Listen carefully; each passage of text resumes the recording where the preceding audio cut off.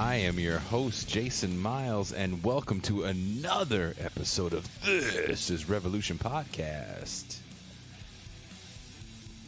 And this is the audio from our Tuesday episode. And as I'm recording it, late Tuesday night here in beautiful Central California, probably, in my opinion, the most beautiful part of California. As the song goes into the hook, the lovely ocean. But we had a show scheduled for today, and my phone just reminded me. It said, hey, you have an interview with Abby Martin. Pascal had said he wanted to talk to Abby Martin for a while now. And an opportunity came up where someone in the This is Revolution camp, leave them nameless, but this person actually is a big help. They've actually helped us get Kashama Sawant. You know, she wasn't returning, or her people weren't returning our email requests, and this person gave us an in to Kashama Sawant. A good show. So he hits me up and he says, hey, I just did this thing. I was working on this thing with Abby Martin, and I was wondering, you want to talk to her? And I just said yes. I knew Pascal. It was on his list. He has a list. I would say we all have a list of people we want to talk to. I'm not going to lie. Outside of some of the music people, I've gotten the majority of people on the list. There's only like 2 names that we haven't gotten. For my personal list, Pascal's list is a little different than mine. But Abby Martin is on that list. So it was a lot of coordinating, a lot of back and forth. And finally we had agreed on the date. She's like, great. We're like, great. And she's like, can I get the questions? And, you know, again, my mind's going a lot of different places right now. And pre-show questions 2 weeks out. Pascal gets all the questions, and life happened. Kind of last minute, something came up. She couldn't do the show, and we were kind of bummed. But usually we scramble a lot more, and I kind of didn't scramble as hard because I was ready to just scrap the night, actually. And Pascal goes, I got it, dude. I just watched this Chappelle thing. We should do a show on this Chappelle thing, and we should take it from this angle. You know, I think what he's saying in this show, or what he's trying to say in this show, can be a little problematic. It's a little bit of Prussian Olympics. But I think some of this rhetoric can be used by the reactionary right. And he went into a much longer Pascal spiel. I'm sure you can imagine the conversation that we were having. And I didn't want to touch it.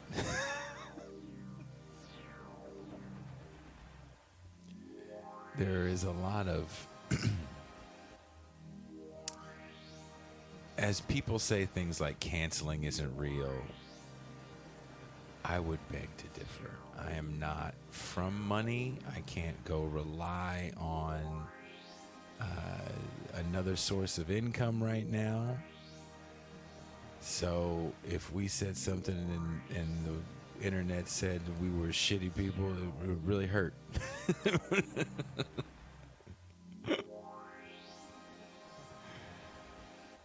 So we were very nervous, and originally we were going to have a much larger panel. And I feel like the topic in general made people a little gun shy. Not so much about they didn't want to voice their opinion, but I don't think too many people wanted to go against what the internet consensus was, the Twitter consensus. Because that comes with a big backlash, and there's name calling that, could be unjustified depending on the person. So we were all a little nervous. Were we Norm Finkelstein show nervous? Maybe those guys were. In all fairness, they did not know what Norm was going to bring to the table. And if you haven't listened to that episode, it's episode number 128. Please go back and listen to it. It's our most popular episode, and then probably the most entertaining. I don't know.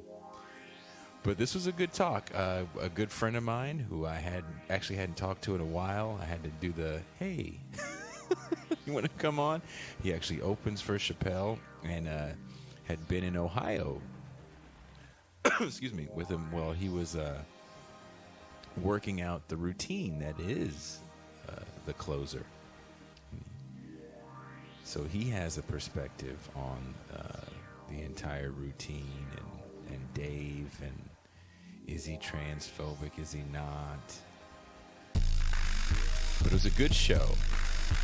Shout out to Ben Burgis for coming on too. So Ben Burgis, comedian Chris Riggins, and of course me and Pascal Robert discuss Dave Chappelle's latest special, race reductionism, class politics, and I am out.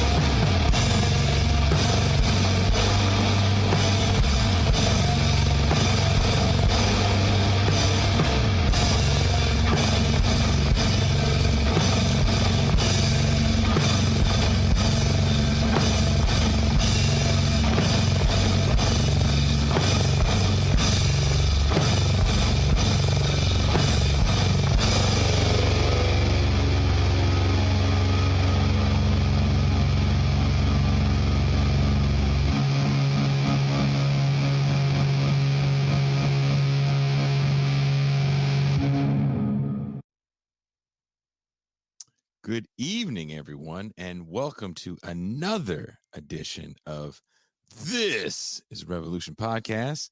Thank you guys for your patience. I just want you to know that all of the black people that are on the show were on time. It was one white guy that was late, fucking it up for everybody. And without any further ado, let me bring in the man whose idea was to do this show. Originally, we had Abby Martin booked for tonight, actually. We've had that show booked for a while, and something came up last minute, and we were probably going to cancel the evening, and then Pascal decided to watch Dave Chappelle's special, and he was struck with an idea to do a show about it. So let me bring in my homie, my dog, the man with the Mau Mau, Pascal Robert.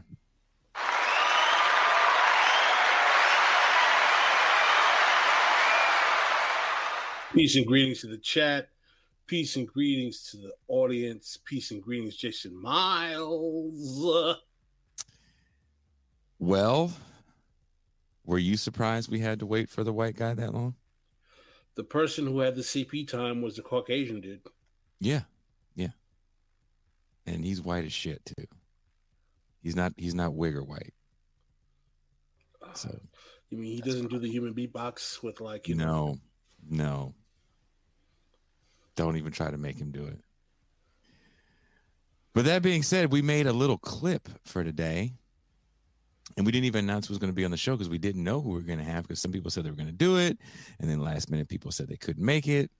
I think ultimately cats were just afraid that they were going to get canceled. What do you think? Possible.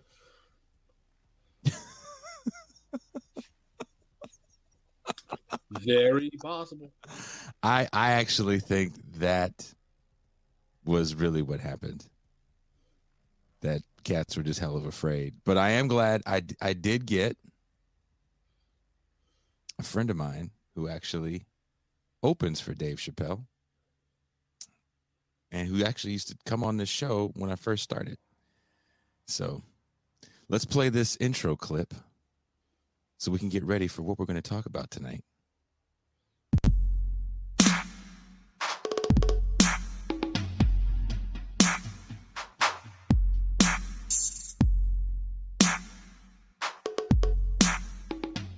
Warning.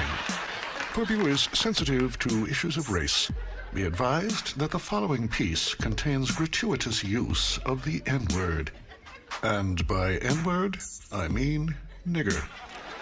There, I said it.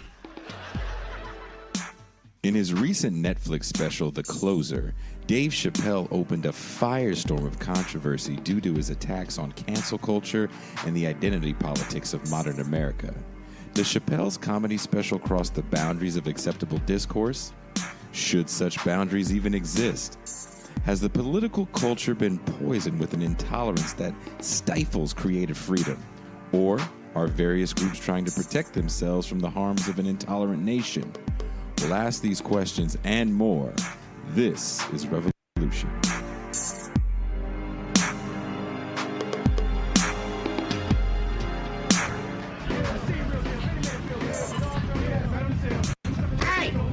You young about to turn that music down. Neighbors make me sick. Boogie boogie, nigger. Boogie boogie. Did he just call us niggers? Awesome.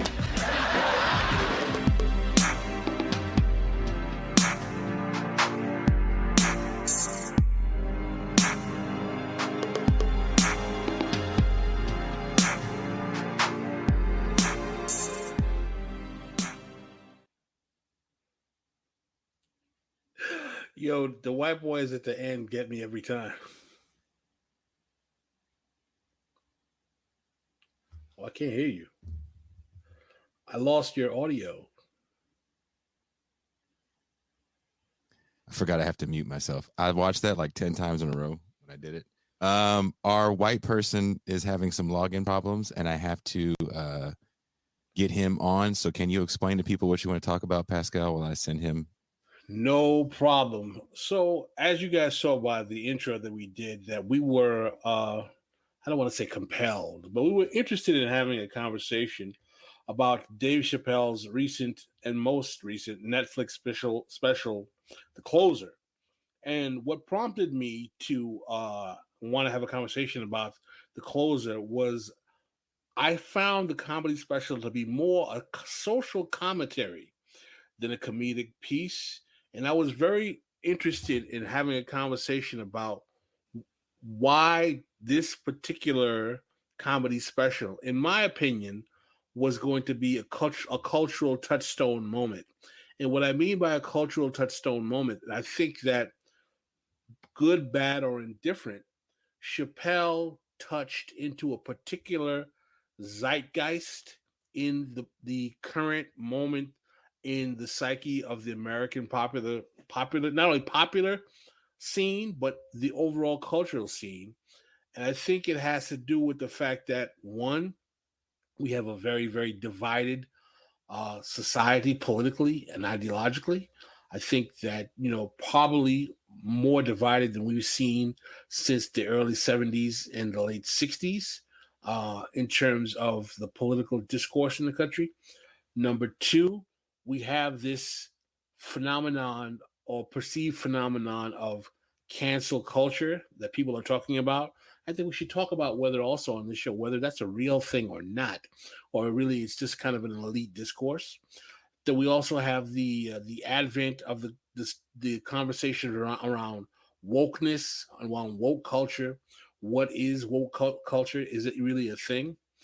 And the way in which the way in which different segments of society are positioning this. So that was really the way in which I wanted to use Chappelle's sketch comedy appearance on Netflix as a door into the conversation of how he positions himself in that sketch relative to those subject matters.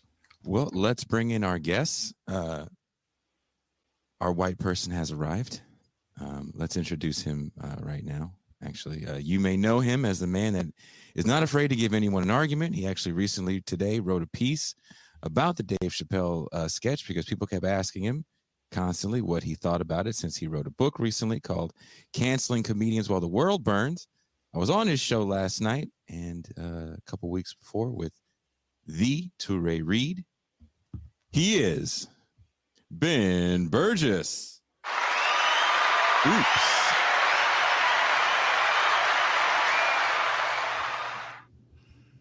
Hey, I'm glad you could make it. I hope you guys. You are so late. Your credit score dropped 10 points. I just appreciate you beating Doug's last introduction to me when I went 0. I think he introduced me as a micro niche celebrity, and and now I've just been downgraded to a white person. The white person. The white person. But this man is the next gentleman is my comedian best friend, but he's also one of my best friends. We've known each other since high school. He makes phone calls like this to me. Jason, I need you to come over. I'm doing this this special with Jerobi from Tribe Called Quest. I need you to help me out. That's this guy. He's actually performing comedy tonight in Oakland, so he's only going to be with us for a short time. And he actually opens for Dave Chappelle and was around when Chappelle was working on the material for The Closer. He is Chris Riggins.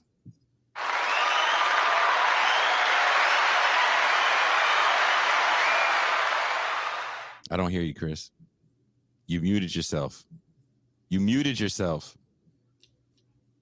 I still can't hear you.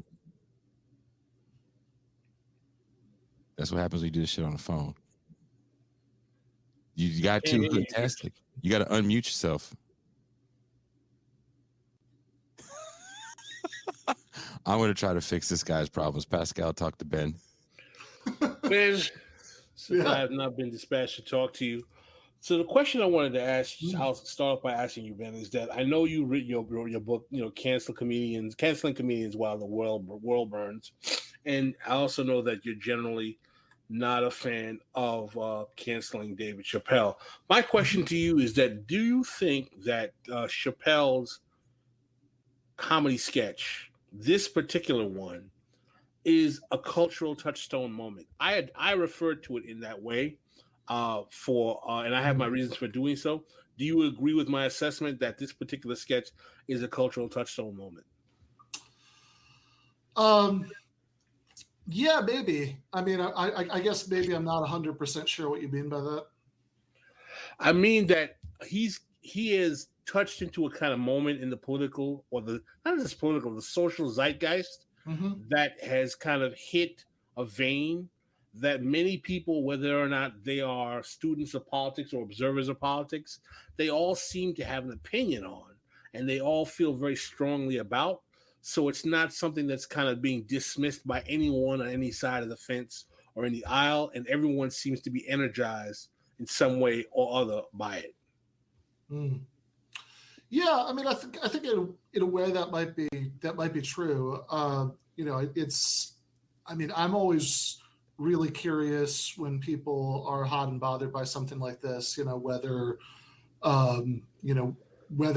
anybody will still be talking about it or, have feelings about it as strong in, a month or even a few weeks. But regardless of whether that's true or not, I think that it's definitely true that in the special, the stuff that he is talking about,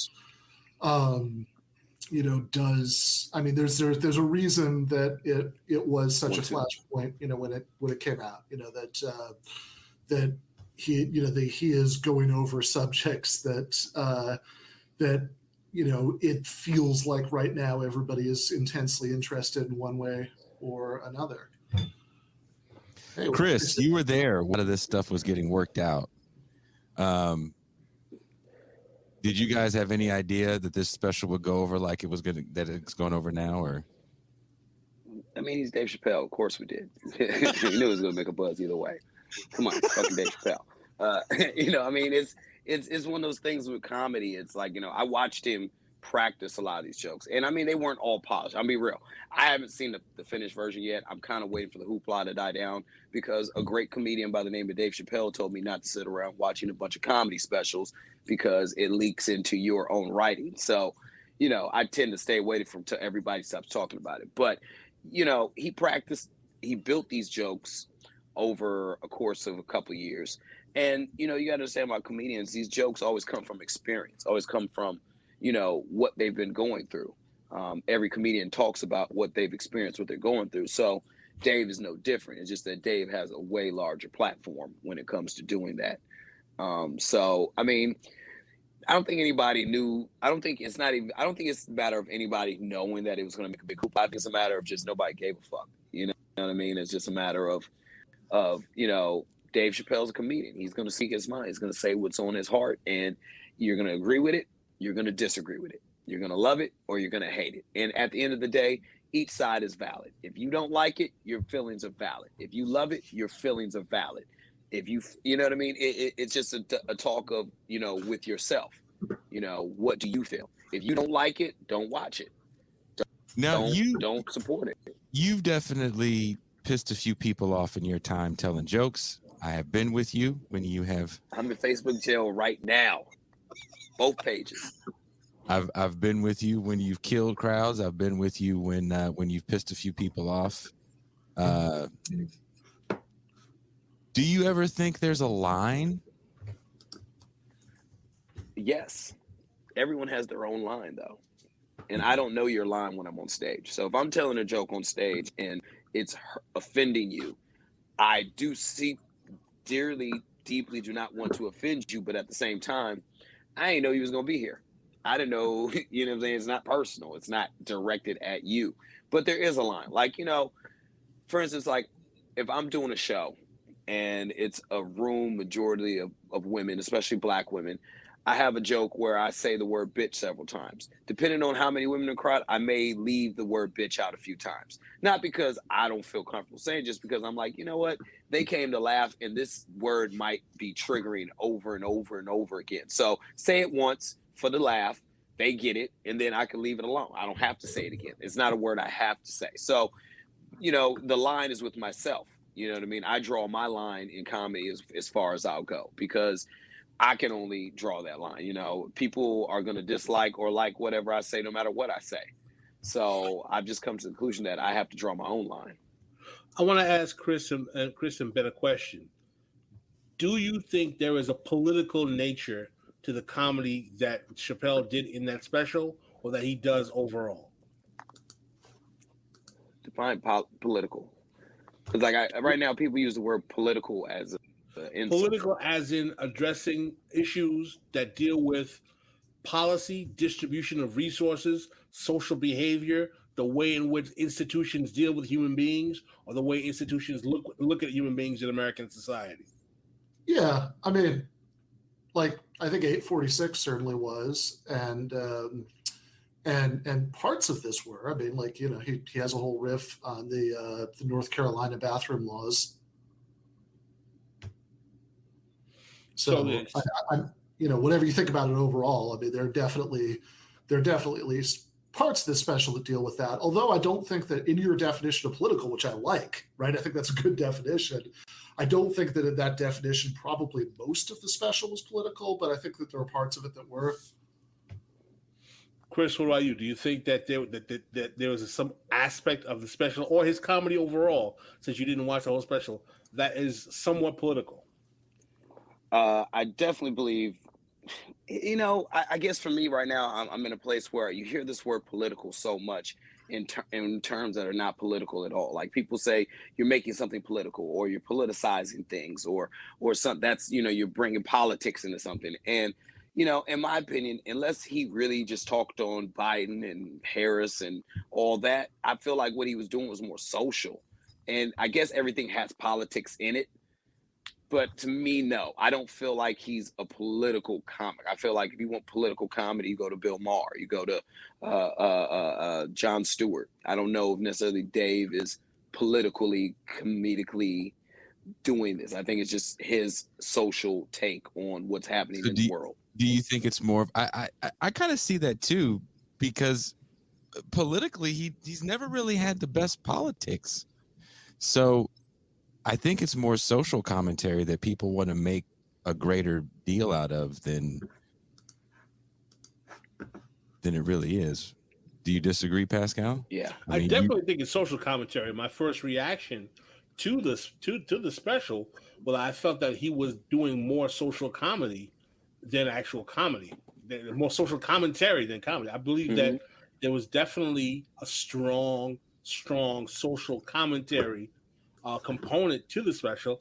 And my reaction when watching the whole special is I felt that this was something that was a product of something internally that had been bothering him for a while that he wanted to get out. This is not something that just popped up out of nowhere, that just kind of like, oh, and one day I'm going to talk about this subject.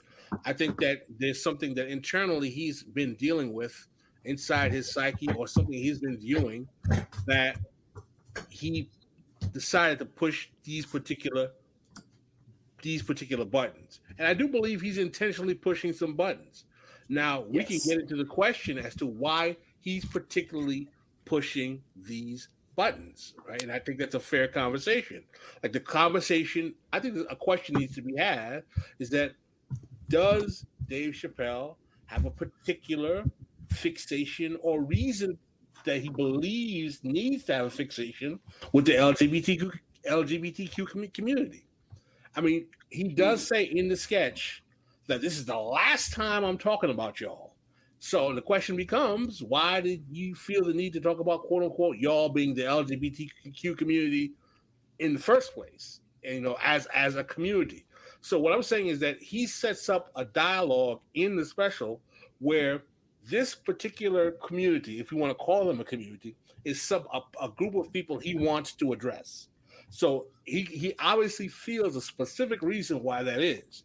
Now, the reason why that is, we can ascertain, or maybe Chris can let us in as well, but I have my personal opinions based on what he said in his prior specials. But I would like us to at least acknowledge that he makes it clear that he wants to address this specific community in this special. Am I off on that, or do you guys agree? I think he's addressing a specific sect of that community. I think what people are really missing in the nuance is that he's talking to the white LGBT community. He is not speaking to the LGBT community that is part of our race. And I'm mostly because, and I brought up this point several times when people bring up that there are black and, they're black and brown, what LGBT people, what I always bring up is, well, you always put the fact that they're black and brown first. So you can't ignore that. So what I think it comes to, him addressing it, it's like he doesn't have social media. He doesn't write blogs. He doesn't have all these things. He doesn't come out and speak publicly a lot. You know what I mean? So when he does these specials, this is his way of addressing everything that has been said over the past 4 years. You know what I mean? This is him addressing everything that happened from the last special. And as far as social commentary, if you look at what he did with 846, that was not comedy. That was him literally speaking to America from the mindset of a black man who's the same age as George Floyd. You know what I mean? And I think you have to understand Dave is definitely doing social commentary. And I can't speak for Dave as to why he's doing it. That's his business. I don't know. What I do know is these are the issues he's addressing because these are the issues that have been addressed towards him. When you have a million people writing think pieces about it over the last few years, yeah, you don't go out on, he doesn't write a blog back. He doesn't go on social media and address them. This is his point to address them. So that may be reason why he's doing it. And I know for a fact that Dave is not out to hurt anybody, but at the end of the day, what I know from the discussion and what I've seen is that it's really kind of a discussion where he's asking the world to look at the struggles of all Black people. Because, you know, while there are certain groups that we all fall into outside of our Blackness, at the end of the day, Blackness is what connects us all. So I don't know. Now, I'm glad you said that, because that's the point that really was because, you know, I write about, and I'm a student of Black politics. The thing that I found particularly interesting and somewhat sketchy about what Chappelle was doing was that he was leveraging the capacity to deem himself a representative of all of Black community and all of the Black community and set this marker down and say, LGBT community, I, as a Black man speaking on behalf of the Black community, we need to address this problem. And the question I was saying is that who gave Dave Chappelle the authority to believe that he could do that, number one. And number two, even though I understand he may be positioning the argument as if he's talking to the white LGBTQ community, I'm not absolutely sure he makes that abundantly clear in his framing. Mm-hmm. He does say that I've never had a problem with the LGBTQ community. I've had a problem with white people. And he does proceed to give anecdotes of the way he finds it problematic that particularly racist white men, according to his narrative, can become trans in the way he frames it, and then believe that they have some kind of positioning as an oppressed group. But at the same time, I never hear in the series any addressing of the particular way in which Black LGBTQ people may feel that they have a way in which they connect with the issues of this LGBTQ community. And I'm not qualified to speak on that community as well. But is it possible that he might be erasing the narrative or the concerns of Black LGBTQ folk? Either one of you or both of you jump in. What do you think, Chris? I think that's very valid. I think that's very true. He could, I think what happens is, as a comedian, we kind of speak with this assumption, who we're talking to. And I think with Dave, over the years of his career, you've seen the topic of what has mostly been his comedy, which is racism, which is going at white people. And so I think what he might be going on is the assumption. Again, I don't know, because I can't speak for Dave. All I can do is say what I feel is that, he may be coming from the assumption that he's talking to white gay people. And unfortunately, you're right. And the problem with this is that the Black LGBTQ community does get pushed to the side and does have their needs kind of pushed away, because there are a lot of and I'm just gonna say it, there are a lot of Black people who are homophobic and who aren't really on board with Black LGBTQIA people.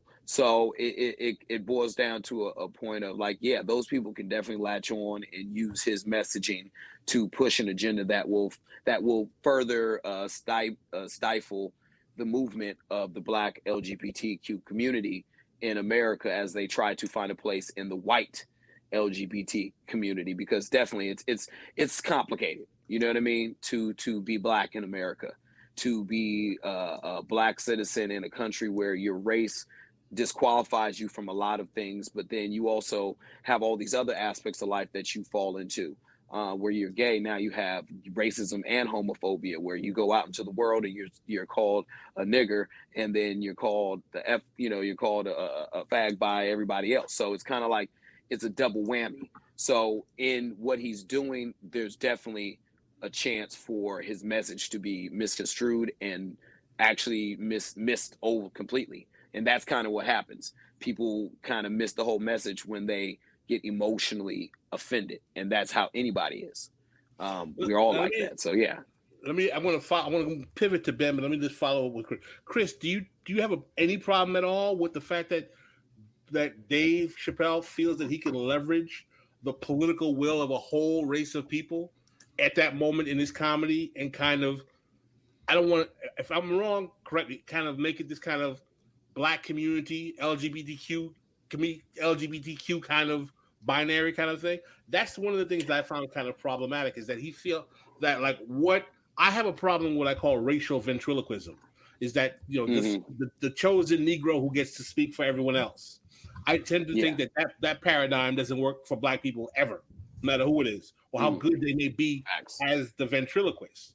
And I was just wondering, do you think, and if you disagree, I mean, I have to respect it. Do you think there might be a problem with him feeling that he can kind of be the leverager of collective Black political angst in his comedy at that moment?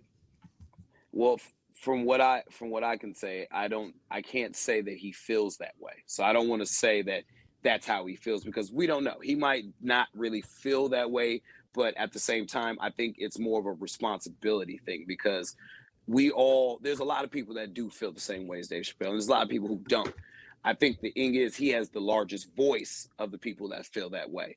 So when he does say it, it does give them that validation and that kind of like, okay, see, we're not crazy. We're not, and I think what happens is nuance. People have no idea. People only deal in extremes for some reason. So the extremists are definitely going to jump on that and say that, he speaks for all of us. But I don't know if that's how he feels. Me personally, I don't knowing Dave, I don't think he feels he's speaking for all of us. I feel like he's literally speaking for himself. But it can come off as he's speaking for all of us when he juxtaposes it like that in the way that he's done in this special. Because there is a quote from the special, right? And you contextualize this, because I'm open to your perspective here, because the brother, you're friends with him. One of the last lines in the special, he says, and I'm quoting directly, LGBTQ community, stop punching down on my people. Now, when he says my people, who do you think he's talking about? Now, I know a lot of Black people think he's talking about Black people, but he could be talking about Black comedians, entertainers, just comedians. I think in context, it really seems like he means comedians. Right. You think he means comedians? I think he definitely means comedians, because the whole special. I wouldn't necessarily say that. I wouldn't say the whole special. I definitely think. Let Ben finish. Go ahead, Ben. I was just going to say, I think that in context, the reason that I think that he's talking about comedians is two things. One, that he's talking throughout the special about entertainers who he thinks of various kinds, who he thinks were like unfairly attacked, or judged too harshly because of things that they've said about these issues. Like, that's the big context. And then like 2 minutes before he said that line, "Stop punching down on my people," he was talking about his trans friend who killed herself, and he said, her tribe wasn't being trans. Her tribe was my tribe, which is comedians, which he just said that a couple minutes ago. So that's the reason that I think that. Now, I will also say what Pascal is talking about. And I think one big thing here is that I think it does matter that this is a comedy special, that this is not an editorial. He's not just saying like, here's exactly what I think. Here's exactly what I think. He's definitely using it to explore what he really thinks, like explore his mixed feelings about this stuff. But that doesn't, like if you took everything literally, it would just be a weird jumble, right? Like he said, you know, one minute he says I'm on Team Turf, the other minute he says trans women are women. You know, like there's a lot of, you know, there's a lot of stuff that just directly contradicts itself that he says, which if you're reading it like an editorial doesn't make sense. But if you see it as he's using comedy to try to like work through all of his feelings about this stuff, then I think it starts to make a little bit more sense. And I think that it is true, right? What Pascal's talking about, the racial ventriloquism, I get it, right? Because definitely, at least, the man has told a lot of jokes over the years where that's been the premise, right? I mean, this Chappelle show. Yeah, I mean, no one has a problem with it when it's a racial premise. You know, everybody loved the black Klansman that opened the. Or like, I mean, there's literally a sketch about the racial drafts where, you know, where representatives of races were, you know, drafting people onto where he did a character of Tiger Woods with big teeth and, you know. Yeah.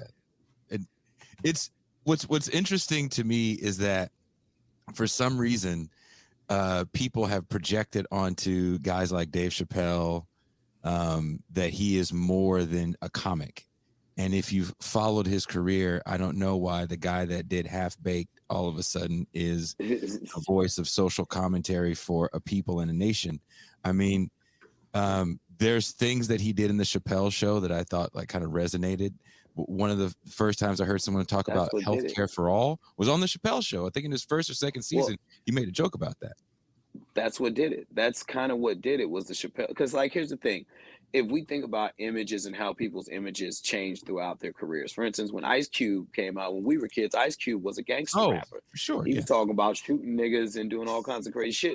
My kids know Ice Cube as an actor. Yeah. They only know Ice Cube from Are We There Yet? They only know Ice Cube from Silver Screen. So when you think of someone like Dave Chappelle, yeah, he did Half Baked, but then he did this show called The Chappelle Show, which was probably one of the most revolutionary, you know, game-changing shows in the industry, because if you notice after that, every show tried to be like Chappelle's show. Mm-hmm. So and then the fact that he walked away from it because he didn't want to be exploited was a whole other thing that made him look like a social. Yeah. Oh, you broke up, Chris. Did you guys hear him, or is it just? No, I lost him to the end. Oh yeah, Chris, you broke up. Damn it. Deep State is getting on the internet. This is what happens when you have nuanced conversations. The deep state gets you. I mean, you guys hear me? I hear you. I hear you. Yeah. Chris broke up. I'm really sorry that Chris. This is where I agree with all of you. That number one, I don't think we should be taking our political and social cues from entertainers, comedians, musicians, pop culture figures. Period. Across the board. I think that anyone who watches this show, anyone who knows me, realizes that I do not believe popular culture is the place from which you take your social, political cues, ideas, or otherwise. And I think part of the problem with American society is that we do too much of that. But would you say this? Well, Pascal, would you say this? Ben wrote a piece in the Medium, right? He wrote it kind of today. I think he wrote it today. And I'm asking you this question as well, Chris. Throwing this out to you as well. And in a response to a very actually pretty well-rounded response to Ben's piece, the person said people now don't trust the news, so they look to comedians. I didn't necessarily agree with that 100% because I think there's so much alternative media on the internet, as we can see today. We have a lot of people watching the show more than usual. But I do think before the breakout of all this left media on the internet, there was Jon Stewart and Stephen Colbert, who were the comedic alternative news sources for a lot of people. And I do think for a hot minute, people were getting their news from comedy for a hot minute. I don't think they're doing it anymore. What do you guys think about that?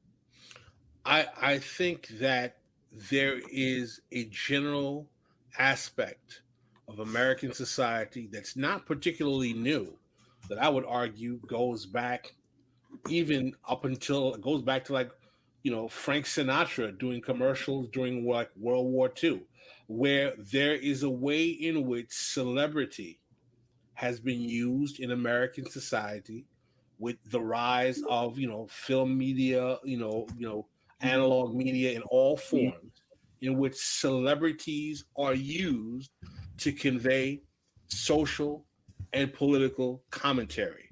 I don't think that's exclusive to America, but that is very much an American thing. And I think that that phenomenon, in an age when we have a crisis of legitimacy of our political institutions, our medical institutions, our educational institutions, people will depend on who they believe they like. And people believe they have what they call a parasocial relationship with entertainers. They like these people, so they put a position of trust on these people. And as a result of those things, they give those people more power over their opinions than they perhaps normally should. And they get their heart broke when those people don't follow their opinion. And this is, and actually what you're saying is actually kind of like the same problem that cancel culture really has. I'm gonna say cancel culture because, you know, we've had it forever. People have always decided what they liked and what they didn't like. The problem, I think, what they don't see is that, okay, you don't have to like the thing. But the thing is, when your favorite celebrity doesn't do or follow along the path that you think they should, and you get so devastated by it that you feel like everybody should abandon this person too, is when you get into the point where you're not looking at it through a nuanced mindset of like, okay, I didn't like that. I really didn't like that. And I don't think I'm going to watch that again. I don't think I'm going to deal with it. Now it becomes, because I've seen people over the past few days, it's like last year they loved Dave Chappelle. They were trying to call me to get into his shows. They were hitting me up saying, hey, are you opening? We won't, you know, they love all this stuff. They hit me with these little messages. Hey, next time you talk to Dave, tell Dave I said this, you know, just little stuff like that. And now I see them online. Oh, Dave is letting me down. Dave, I'm so hurt. Dave, oh, I can't believe Dave did. And it's like, what? You don't know Dave. And like you said, they have these relationships with these celebrities through media that they only, and honestly, the monster has gotten too big because social media also adds to that. The fact that I can tweet this celebrity now, or I can follow this person on Instagram and I'm watching them take a video of themselves in their bathroom while they're picking out outfits for this big event that they're going to that I'm going to watch on TV later. So now I feel like I have this connection. So, and then there's also the ownership thing where people feel like I pay for something, you perform, therefore I own what you do. This happens a lot with us, you know, and I think with comedians, it's a hard line because people want us to be unabashed. They want us to say the stuff they're scared to say, but then we're also the ones that take the most blame when we do say those things. And everybody's like, look at you. Because like, you know, if we want to be real, something that Dave was talking about actually came true. John Gruden released all his emails. In his emails, he makes racist comments. He's like, yeah, I forgot I made those, or I'm sorry. And he coaches the game. They find out he makes homophobic slurs, and now he has to quit. Well, I'm glad you said that, and I'd like to tap into that because this is something I was having a conversation with with a friend of mine, and he mentioned that, like, you know, Dave Chappelle was clairvoyant because of this situation. And one of the questions that I want to ask, Ben, I'd like you to tap on this. Do you think that Chappelle in this special, and Chris jump in as well, is setting up a kind of binary, you know, some would call oppression Olympics?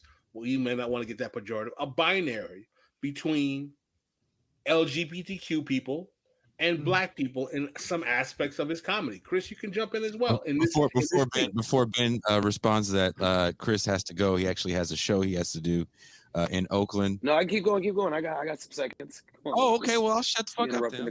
Keep going. Sorry, I apologize for interrupting. I want you to jump in. I want to jump in with that. I want you to jump in as well, but I'll let Ben hit that one first, and Chris, you can tap that one as well. Sure. Yeah. I mean, I think that's probably a fair criticism. I mean, like I said, I think that there's a lot of comedy that he's done going back to Chappelle's show, where the premise of the joke, at least, is that there, you know, he or other people get to speak for entire, like, giant groups, you know, Black people, gay people, whatever. And to the extent that you think that that's really what he's doing, then yeah, I agree with you. That doesn't make sense.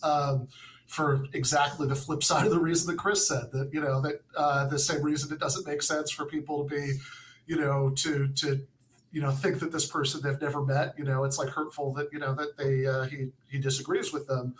But to the extent that what you think he is doing is you think that he is, you know, he is working through his own personal views on this stuff, and it's like a jokey setup, you know, for that to say, you know, hey, I'm here to negotiate a truce, you know, between the black people, the gay people, you know, then I think it's a little bit different. I mean, like, I it's always the least funny question to ask about comedy is how much of it is joke and how much of it is serious. But like, I also get that given what he's talking about here, it's a fair question.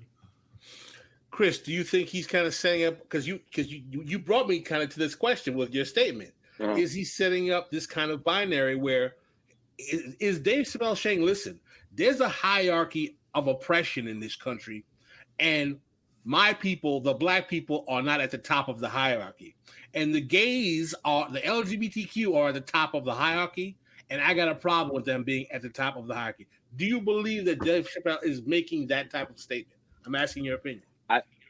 I think he is, but I think it's more than just him making the statement willy-nilly without any kind of experience. Here's the thing. This whole thing is complicated because being in America is complicated. Like I said earlier, being a black person in America is complicated.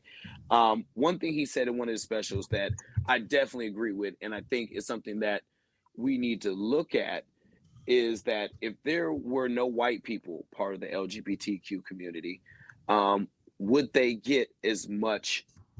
Would they have gotten as far in their rights as they have so far? And I don't necessarily like the oppression limits. I think that oppressed people are all needing to unite and fight together. I come from the Bay Area where the Black Panthers came, and Huey Newton was very big on working with the gay community because, you know, anybody's oppressed rights is wrong.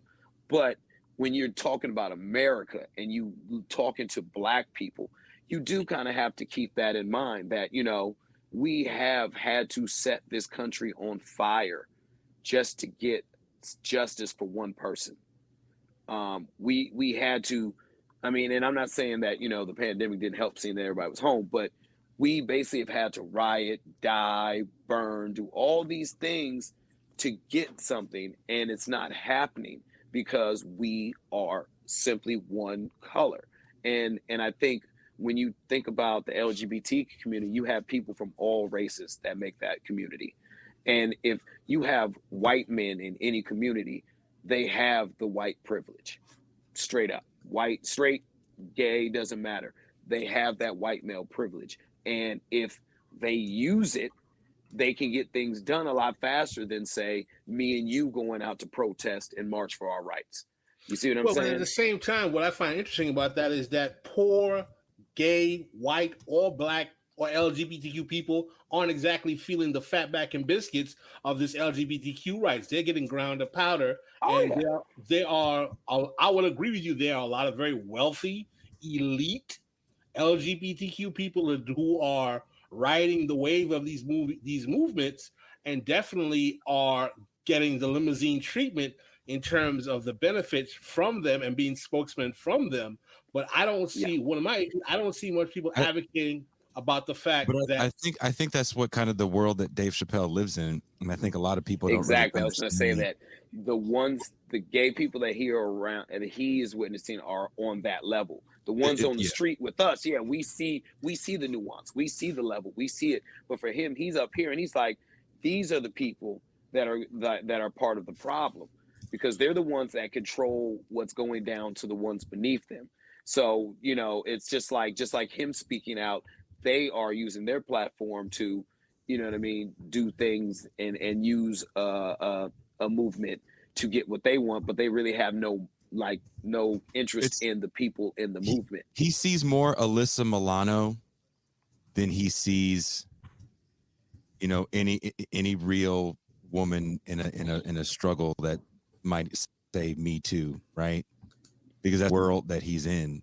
It's, if you watch when he gets the Mark Twain Award, there's a picture of him and Nancy Pelosi. So again, I don't know if people really understand being in that world, and kind of he's been in it for a minute now. Yeah, but don't you think that Chappelle? That means that Chappelle is projecting a class project on large numbers of people who aren't participating in that class project. I think you can't even look at it like this. It's almost like that's almost like the argument of saying if I call out white people for racism, I'm in fact being racist. No, I don't think he's creating a class project as much as he's saying, look, this is what's happening. This is what I'm seeing. Because at the end of the day, remember, we're comedians. We report what we see. He's not up there with numbers and statistics and everything. He's just saying, hey, this is what I'm seeing. This is how I feel about it. Yeah, I mean, one interesting thing about that, with what Chris is saying about how he's and what Jason is saying about how he's reacting to what he sees, is that increasingly in the last couple, in both this and Sticks and Stones before it, the poor people who are referenced most are actually poor white people in Ohio. Since that's where he lives. So like he has. He's surrounded by poor white people in Ohio. I've been there.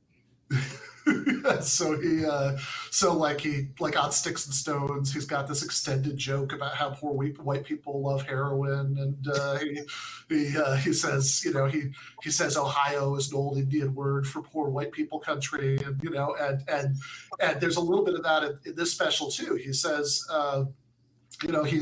he's describing this crowd of people drinking these like super cheap drinks at this bar in Ohio that he's at, when he first runs into Daphne. And, he's saying that these are like Trump voters and this and that. And he's like, like Michigan white people. So that's, which is, but I mean, like, that is like a kind of a dramatic illustration, I think of what Jason and Chris are saying, that like, he's not necessarily talking. And I mean, this is not a defense. This is just an observation, that he's milking for material for this, not like typical members of any group, but like, it's like when I say white people, I don't mean poor white people. When I talk about white people on stage, I'm not talking about the poor whites. I'm not talking about the white people that are on the lower rung. I'm talking about the powerful people we went to school with. I'm talking about the white people that own shit. You know what I'm saying? As my friend Joseph Van Allen would say, the white people that own shit. And I think what's happened is we've gotten a comfortability as Black people of saying white people and not specifying which white people we're talking about, because we never had to. And I think when he's doing this, he has to remember, and this is just my opinion on it, that you have to kind of maybe specify more clearly which white people you're talking to. Because we live in a day and age where there's new white people. I've never been around so many white people that have been so offended by me pointing out their racism in my life. Back in the day, they didn't give a fuck. They were like, "Oh, I'm racist? Cool beans, nigger," and they kept it moving. Now it's like, if you're racist. There was some very racist shit. I'm not racist. You're racist because you think I'm racist because I'm white, and I'm like, no, I think you're racist because you just did some racist shit. But if you think it's because I think you're white, then I can't argue with you no more. I can't even debate you, because you've already come into this disingenuous without any kind of knowledge of how racism actually works. So, it's like I said, I don't necessarily agree with everything Dave says, and that's just because I'm a comedian. Some of his jokes are good, some of his jokes are not great to me. But at the end of the day, everybody is valid to feel how they feel. If you feel offended by a special, you didn't like it, your feelings are valid. If you loved it, your feelings are valid, because this comedy is subjective. It's going to give you a feeling either way. And the goal for someone like Dave Chappelle is just to get a feeling. So whatever feeling you're given. Does everyone on the panel agree? And Chris, do you have to go now? Is it time for you to go? Or you can time stay? for one more question. Time for one more question. Do I'm you trying to avoid guys driving feel my car collectively, downtown if I think Dave Chappelle, regardless of how you feel about him, started a conversation, and there was a bit of, at the end of it, my trans best friend, like my Black best friend, and there definitely was some oppression Olympic shit in it. But ultimately, you're watching a person literally like work through their understanding of how they view this. Part of, yeah, Go ahead. That was a part of the San Francisco comedy scene. So she's a comedian that I know. I met her when she met Dave. I was there. She, you know what I'm saying? I was there when that went. So that's why it's like kind of like, no, it's not a story of like my trans best friend. It's like, nah, he really developed a relationship with this person and she was helping him understand it. And what a lot of people don't know, and he said it especially, is that when people from the San Francisco and I'm saying white trans community found out she was friends with Dave Chappelle, they began harassing her and doxing and just doing all kinds of mean, cruel stuff. And it drove her to a point where she didn't care about life no more. And so that can't be glossed over. And the fact that that's who he's talking to, like those people. And so I think, you know, in the aspect of it all, there's always performative in everything. You know, he's a performer. He's on stage. There's lights. There's a microphone. There's an audience. So of course there's a performative to it, but that doesn't take the genuine story out of what happened, because a lot of, like I said, comedians pull from their real lives. We pull from what happens to us and we put it out there and what we see and how the world operates. And that's, I think, why people come to us, because we give you just exactly what we see. Well, thank you very much for your time, Chris Riggins. Oh, no problem, Jason. Anytime. Hey, I appreciate you. I love you like play cousin. And when I'm up in the Bay Area, I will call you so we can go to Denny's. Oh, Denny's? You know, I'm healthy now. Oh. I eat much better than that. Oh, well, excuse me. I'm healthy now. Oh, someone's a rich Negro now. Sorry. Well, you know, I got COVID rich, you know what I'm saying? I was out here balling on these COVID dollars, like, you know what I'm saying? Now getting this COVID cash, balling, pandemic, balling, baby. Kind of mad they cut me off. You see my addiction. Yeah. All right, Chris. Go to your show and kill it like you always do. Make sure you guys follow me. Nice meeting you, Chris. All right, follow me on Instagram. All right, nice meeting you guys. Have a great night. Thank you for letting me speak, guys. Love you all. Peace, brother. All right, peace. That is my very good friend, Chris Riggins. Let's give him a big fucking... If you are a patron of this show, if you dig deep in the patron archives, Chris had this idea, and he said, Jason, I have this idea. I want to do jokes, but I want to be like the Rat Pack, but I want to have a band, and I'm going to tell jokes with a band, and we're going to play like old 90s hip-hop. I'm going to have a whole band playing 90s hip-hop, and I'm going to tell jokes.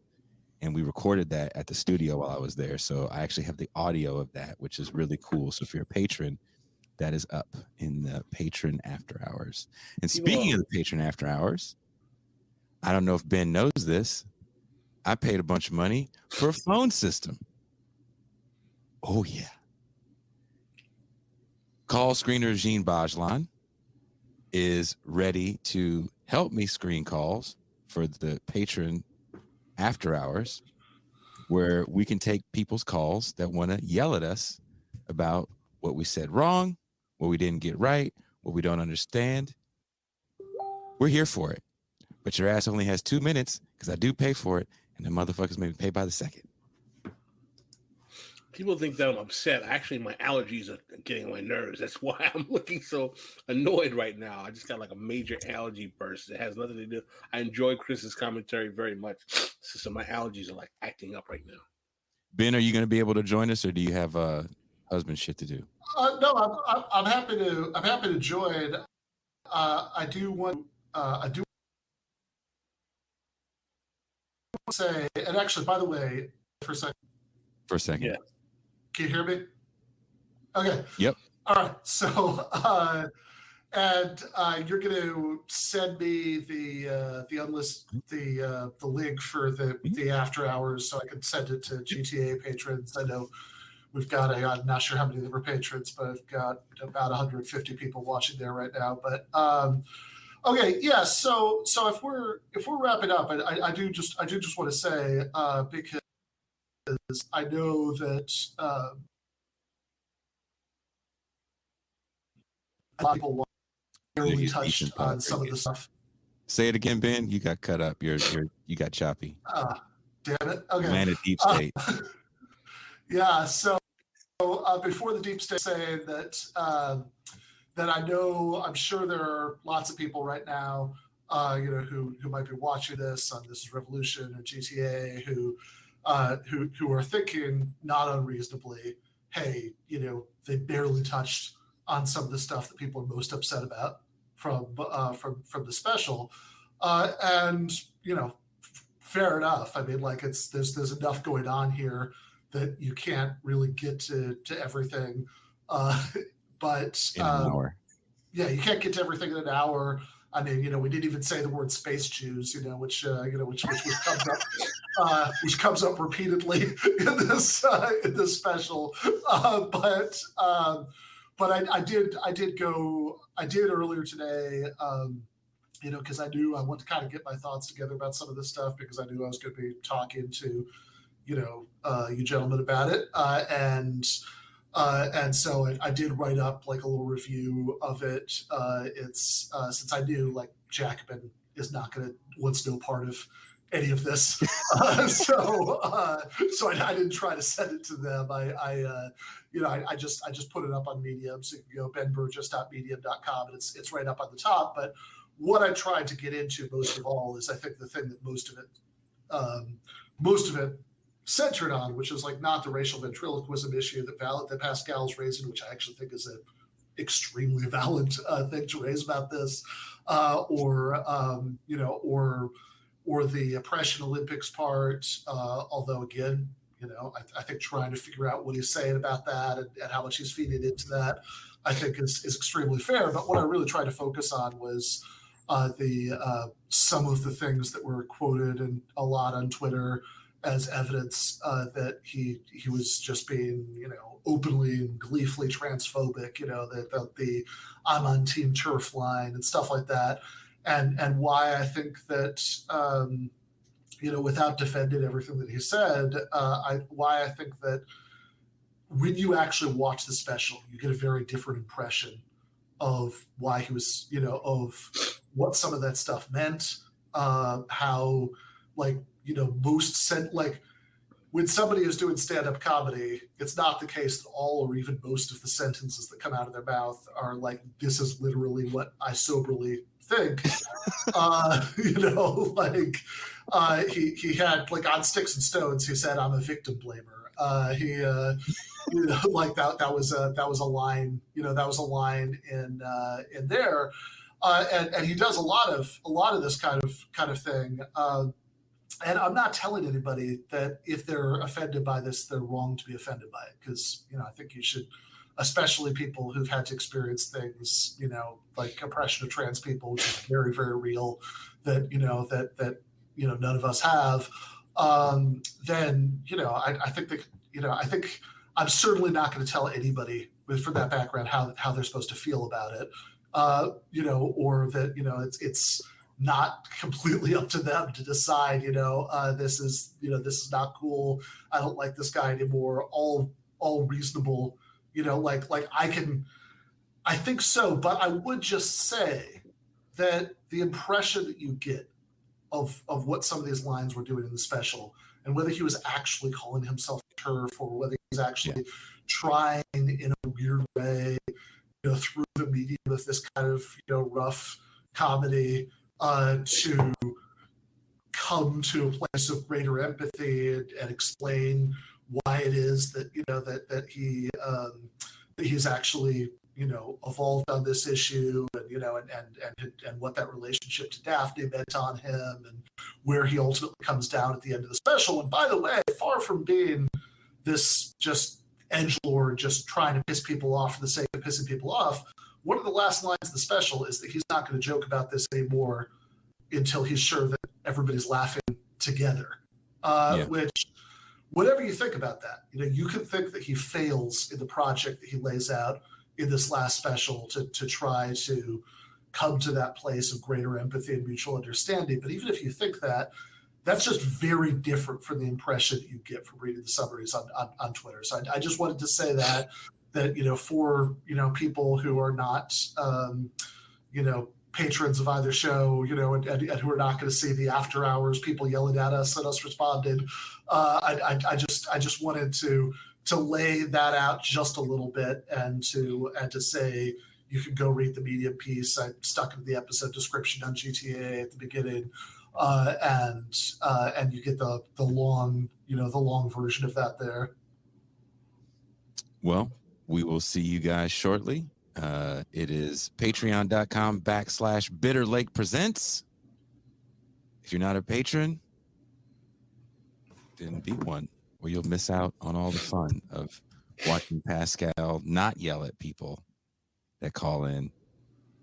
But I will, because I'm a dick. And on that note, we're out. What are they going to get? They're going to get no cartoons.